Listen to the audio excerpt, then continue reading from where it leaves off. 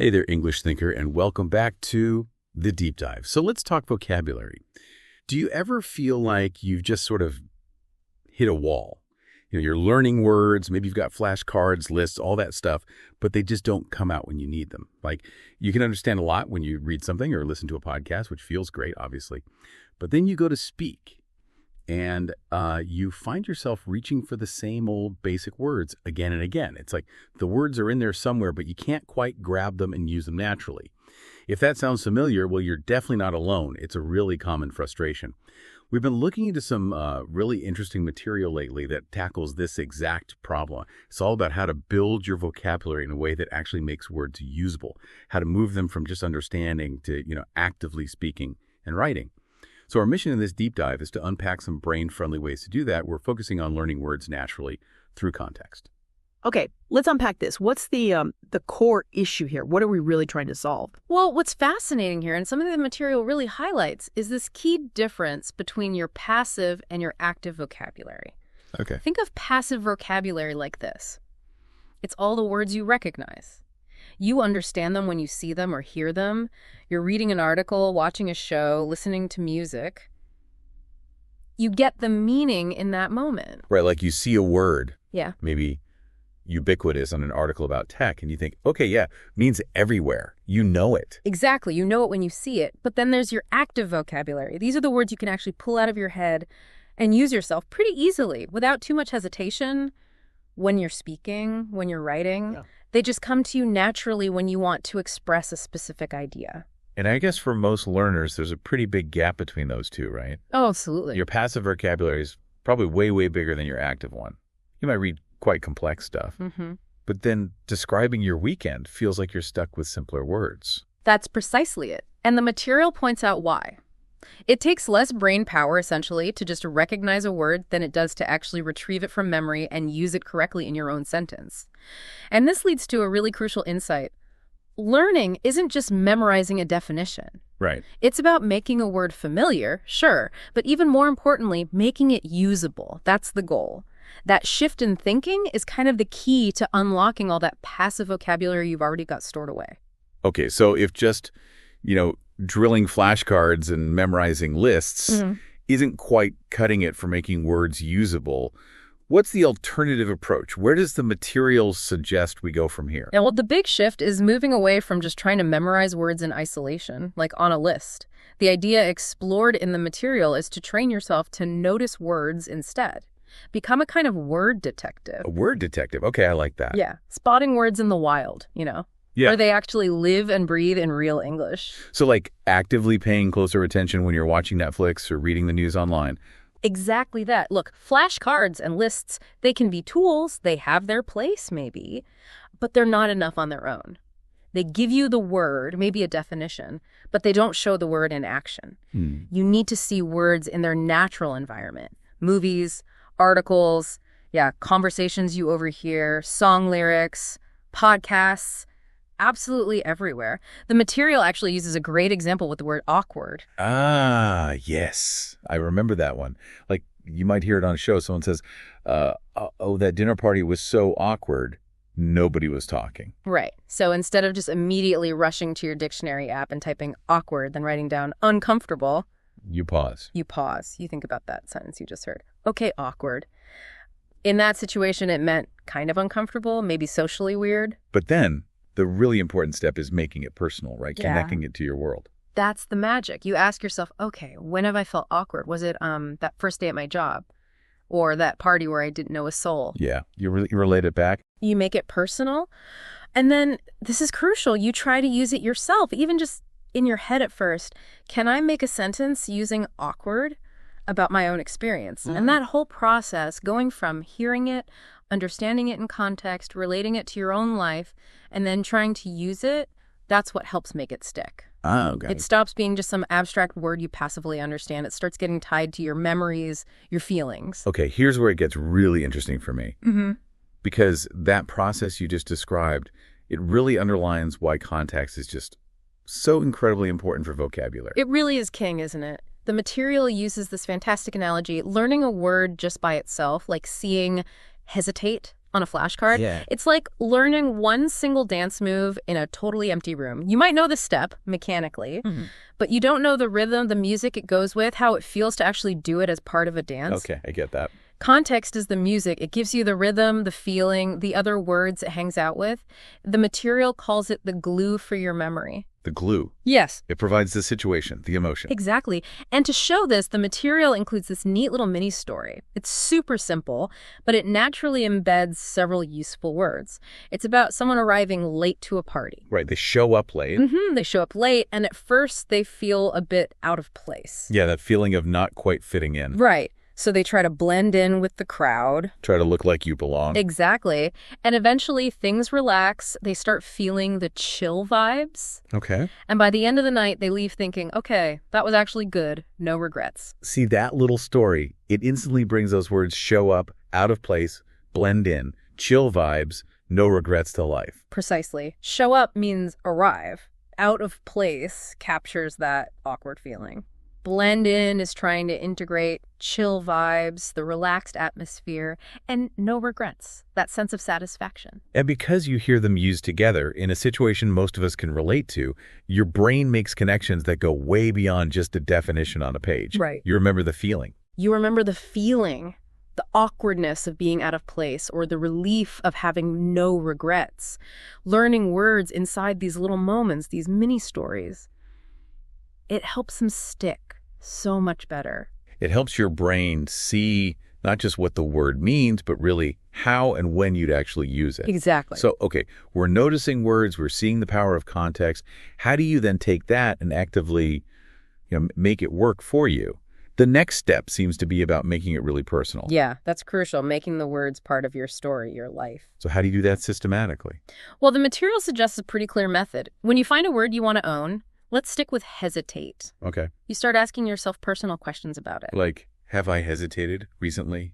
Before doing what? Why did I pause? What was I feeling? And what happened next? Exactly. You're digging into your own experiences to find a genuine connection. And then comes the really key part. Create your own sentence using that word. Sentence grounded in your reality.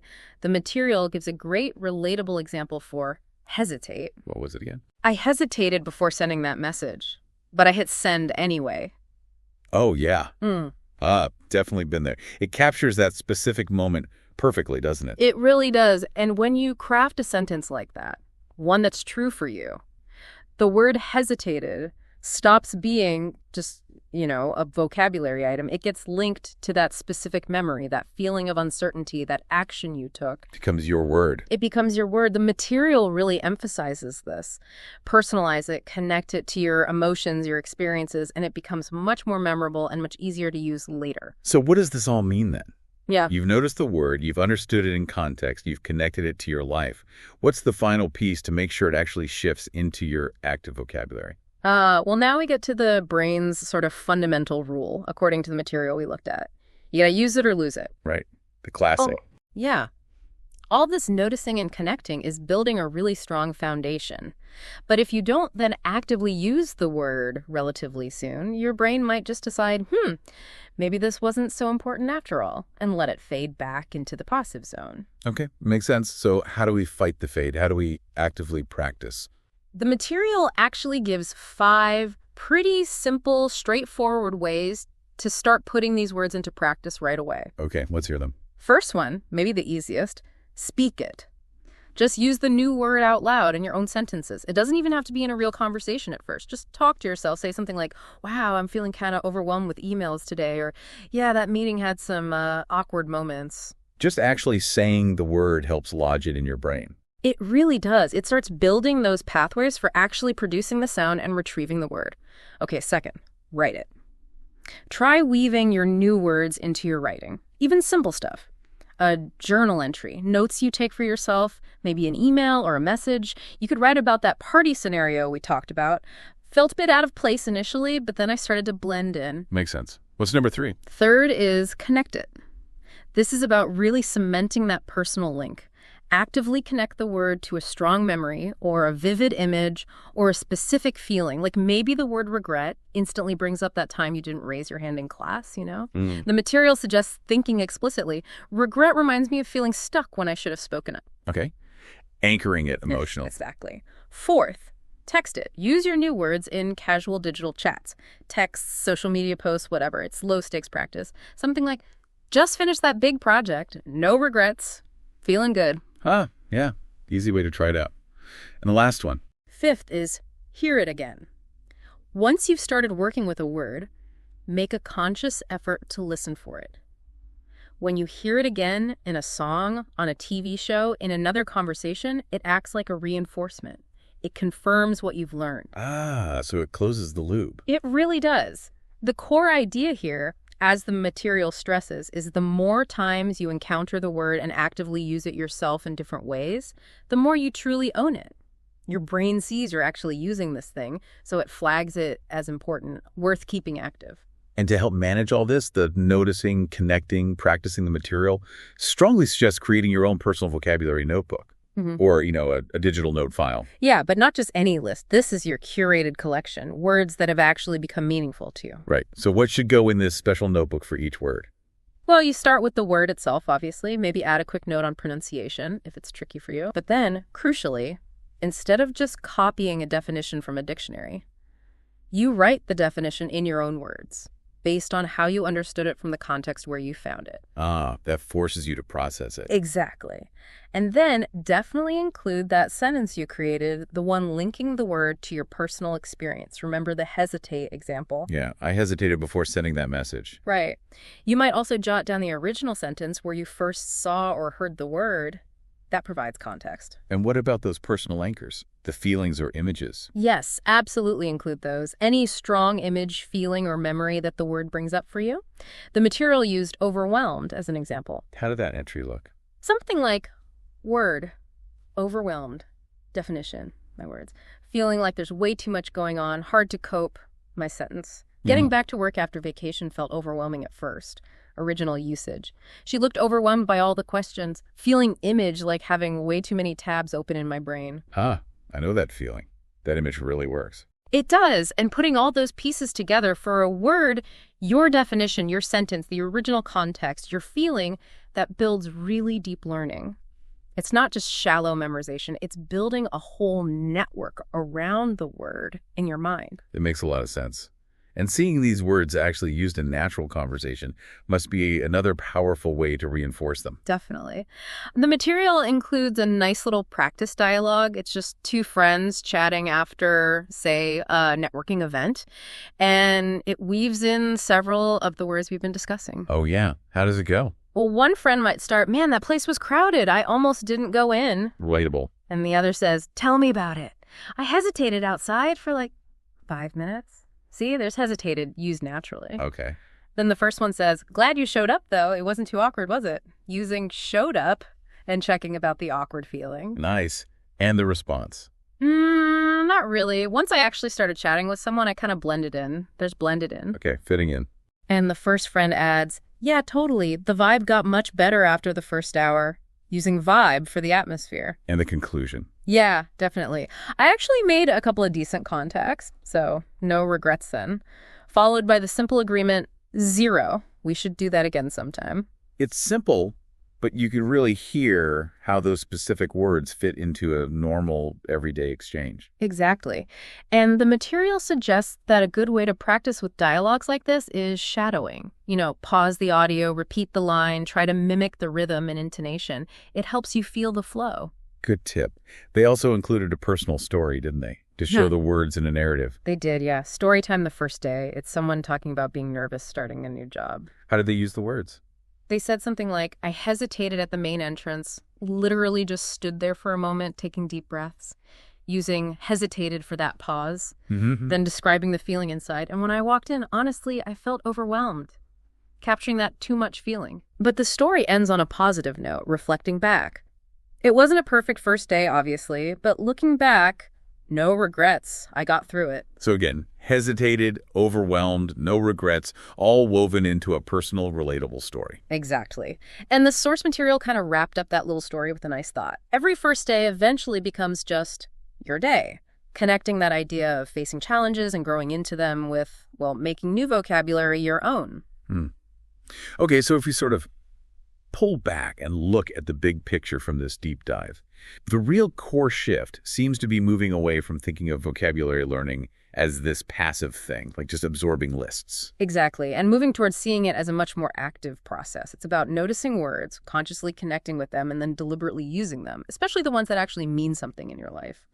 The material used that phrase, stop being just a student, become a word collector. Yeah, I like that. But not just collecting words like stamps on a page. Collecting words that are tied to your actual experiences, moments you've lived through, feelings you've genuinely felt, stories that resonate with you, images that stick in your mind, even songs you love. And the way to make these collected words truly yours, to get them into your active speaking voice, it comes back to asking those questions whenever you encounter a word that catches your interest. Where did I hear this? What does it actually remind me of? Can I say this in my own way, about my own life? That's the heart of it. That whole cycle, the noticing, the personal connection, the active use, that's what transforms a word from something you just recognize into a word that feels authentic, a word that's really part of you. Yeah, that makes a huge difference. Well, thank you for joining us on this deep dive into moving your vocabulary from just passive understanding to active, confident use. We really hope this gives you a fresh perspective and maybe some practical things you can try out, maybe even starting this week. Keep noticing those interesting words out there in the wild. Make them personal. Try using them. And just watch how your active vocabulary starts to grow, one meaningful word at a time. Thanks for listening. Welcome to the Deep Dive.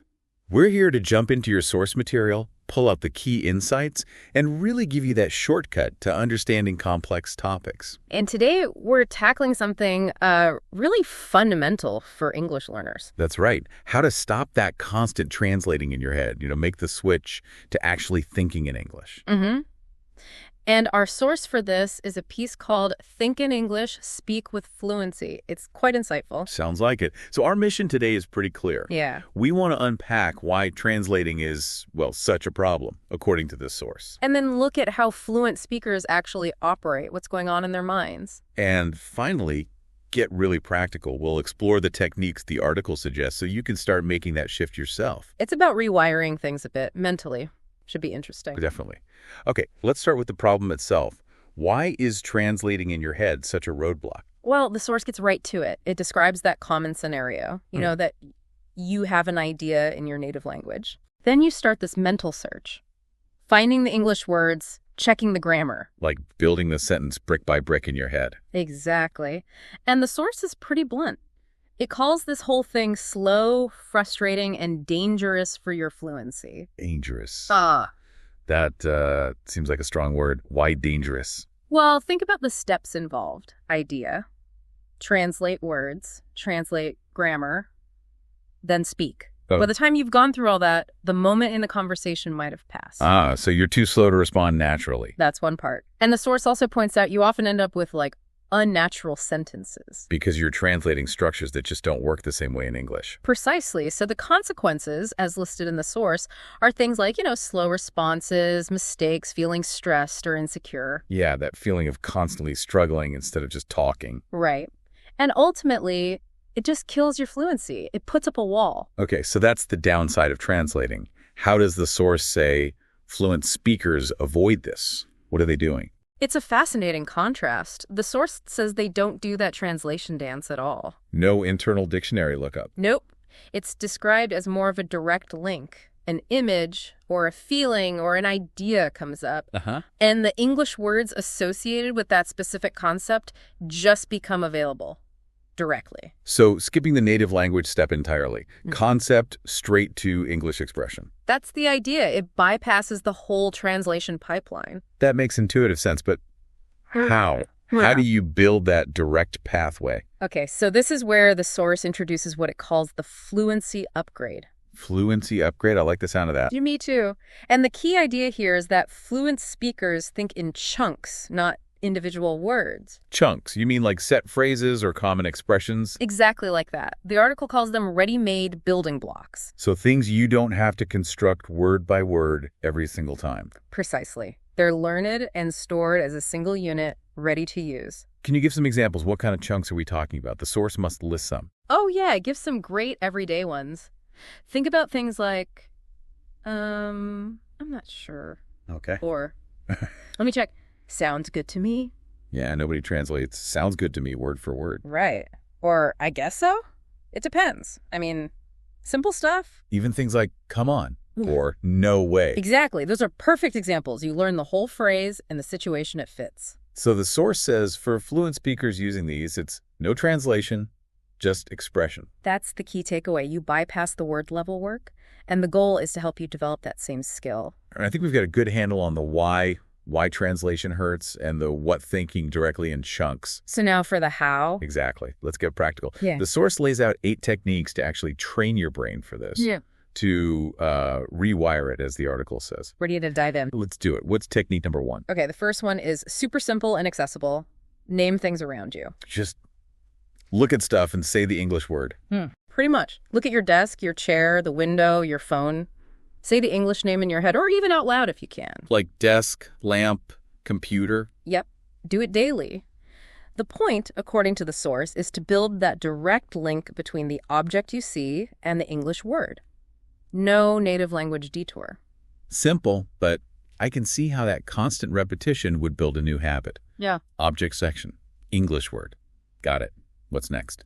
Technique 2 builds on that, but for actions. Describe what you're doing. So, narrating my life in English. Kind of, yeah.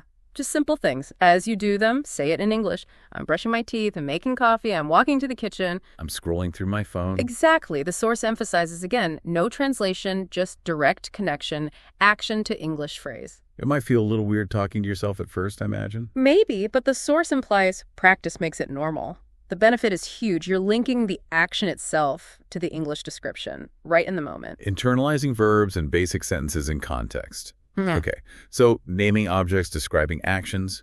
What else? Technique 3. Use a daily journal. This can be mental or written. How does the mental version work? Just take a minute or two, maybe at the start or end of the day, and think through your plans or what happened, but in English. Okay, today I have that meeting at 10. Then I need to finish the report. Tonight, I'm going to relax. And the written version. Just write a few sentences about your day or thoughts. Crucially, the source says, do it without using a dictionary or translator. Use the English you have. Forcing yourself to compose directly in English. Building that muscle. Okay, number 4. This one's really powerful, focusing on visualization. Technique 4 is use picture words instead of translations. Picture words, what does that mean? It means when you learn a new English word like tree, don't just link it to the word for tree in your language. Okay. Instead, consciously link the English word tree to a mental image of a tree. Must tree. Picture it. Connect the English word directly to the concept or the visual image, skipping the translation word altogether. Exactly. The source points out how effective visual learning is. You're wiring the English word to the idea of the thing itself. That makes a lot of sense. Our brains love images. Okay, technique 5. Technique 5 brings it back to simplicity. Practice thinking in short phrases. Like those chunks we talked about earlier. Very similar. The source suggests starting really basic. Think in simple, common phrases like, I'm hungry, looks nice, let's go, maybe later, good idea. Things you say all the time. Right. Using these over and over helps them become automatic, like reflexes, building your stockpile of ready-to-go English. Okay, building reflexes. Technique 6 seems kind of related to narrating your actions, but maybe broader. It is. Technique 6 is do English self-talk. Basically, talk to yourself out loud in English. Out loud when? Whenever you can, really. The source suggests during routine activities when you're in the shower, cooking, walking, cleaning, even just before sleep. And talk about what? Anything. Your day, your plans, your thoughts, opinions, ideas. It's a low-pressure way to just practice formulating thoughts in English spontaneously. Taking that internal narration and making it external, I can see how that would make English feel more, well, yours. What about using external sources? Good question. That leads right into technique 7. Repeat real English sentences. This is often called shadowing. Shadowing? How does that work? You find some English audio or video, maybe a podcast clip, a line from a movie, anything with a native speaker. Okay. Listen to a short sentence or phrase. Pause the audio, then immediately try to repeat it out loud. Just repeat it. Try to match everything, the rhythm, the intonation, the pronunciation. Mimic the speaker as closely as you can. So you're not just learning the words, you're absorbing the sound and flow of natural English speech. Exactly. The source says it helps you internalize those natural patterns. You get a feel for the music of the language. Okay, mimicking patterns.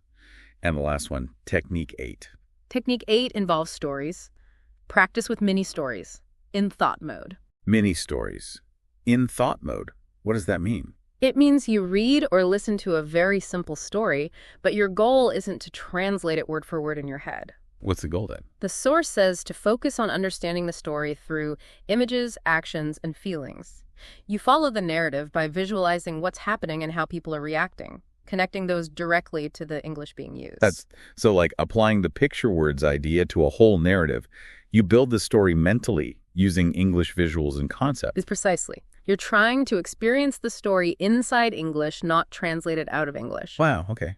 Those are 8 really concrete techniques. Seems like a solid toolkit. Yeah, and the source doesn't just list them, it also includes a way to practice the feeling of thinking directly. Oh yeah, how does it do that? It proposes a kind of simulation. Simple questions are posed, and the instruction is answer immediately in English, mentally or aloud. No translating first, just react. Like a rapid fire drill to force that direct response mechanism. Exactly. The questions are basic. Things like, what's the first thing you do in the morning? Okay. I check my phone. See? Direct. Perfect. Or, look around. What do you see right now? I see my microphone. What are you doing at this exact moment? I'm talking to you. What's next for you today? How are you feeling? You get the idea. Yeah, simple questions, direct English answers using frames like I usually, I see, I plan to, I feel. Right. And the source says doing this exercise helps you feel what direct English thinking is like. Fast, simple, direct. That feeling is what you're aiming for. It's like getting a taste of the goal. And to give you more of that taste, the source includes a story time section with a mini story called The Airport Surprise. Okay, another story. What's the specific purpose of this one in the article? It's another exercise in experiencing English without translating. The goal is to absorb the story by focusing on the images, actions, and feelings it evokes, understanding the meaning directly from the English narrative. Not getting stuck on individual words. Yeah. Could you give us the gist of this airport surprise story? Sure. It paints a picture. You're at the airport, it's early, you're a bit tired. You check the flight board, find your gate, sit down with a book. Pretty standard airport scene. Then someone asks if the seat next to you is taken. You look up, and it's your best friend from college, someone you haven't seen in ages. Whoa, that is a surprise. It's totally unexpected. And then you find out you're both going to the same city on the same flight. No way. And your seats are even in the same row. That's almost unbelievable. Right. So the source says you spend the entire flight just talking, catching up, hours fly by, conversation just flows effortlessly. Ah, that feeling of natural, easy communication. Exactly. And the source uses this story to make a key point. Its conclusion is no translation, no planning, just pure English communication. It's illustrating that ideal state of fluency we're aiming for. Spontaneous connection. That's the picture it paints. It's not about perfection. It's about that direct, unhindered flow. Powerful illustration. Okay, so beyond these main techniques and exercises, did the source offer any other sort of bonus tips, quick wins for long-term progress? It did. It listed several small, everyday habits you can build to constantly reinforce thinking in English. Like what? Things like setting the language on your phone, your computer, your apps to English. Oh, immersion through interface. Good one. Writing your shopping lists or to-do lists in English. Simple, practical. Using AI chatbots to practice casual conversation in English. Trying English language meditations or affirmations. Interesting. Using English for inner work, too. Making a habit of reading easy English books or short stories regularly, or even just repeating lines from your favorite English language movies or shows. Little touches throughout the day that keep your brain in English mode. Exactly. The source really hammers home the idea that every little action rewires your brain. It's like building muscle memory, but for language pathways. That's a great way to put it. Each small act strengthens the direct English connection and weakens that old translation reflex. Okay, so as we start to wrap up this deep dive based on Think in English, Speak with Fluency, what's the big takeaway? The core mindset shift the source wants us to make. I think it's moving from focusing on individual words to focusing on expressing ideas. So stop asking, what's the English word for this thing? in my language. Right. And start asking, what's the English way to say what I want to say? What's the natural English expression for this idea or feeling? Focusing on the overall meaning, the intention, and grabbing those ready-made chunks or phrases that fit. Yeah. The source puts it really nicely. It says English isn't just words. What is it then? It's a world of logic, feeling, and rhythm. A whole world. I like that. Not just a code to be translated. Exactly. And the source argues, the more you immerse yourself in that world, thinking visually, using chunks, narrating, shadowing, all those techniques. The more fluent you become within that world. Precisely. It becomes your natural environment for communication. And the source has a really encouraging message for learners, too. Oh, yeah. It says, you're not just a learner. You're a thinker, a communicator, a global citizen. That's a great reframe. You already are these things. You're just learning to do them directly in a new linguistic world. That's the essence of it. Practice these techniques, build those direct connections, and English starts to feel less like a translation task and more like, well, just talking. Just thinking and communicating. Changing that default setting in your brain. So building on that idea from the source, stepping into that English world of logic, feeling, and rhythm. Maybe here's a final thought for you, our listener, to take away. Okay. In the next 24 hours, think about those 8 techniques or the bonus tips. What's just one small, specific action you can take? Maybe name 5 things in your room. Narrate making breakfast. Repeat one sentence from a song. Just pick one thing. Yeah. Pick one thing you'll actually do to practice thinking directly in English. Yeah. Take that first or next step in rewiring your brain.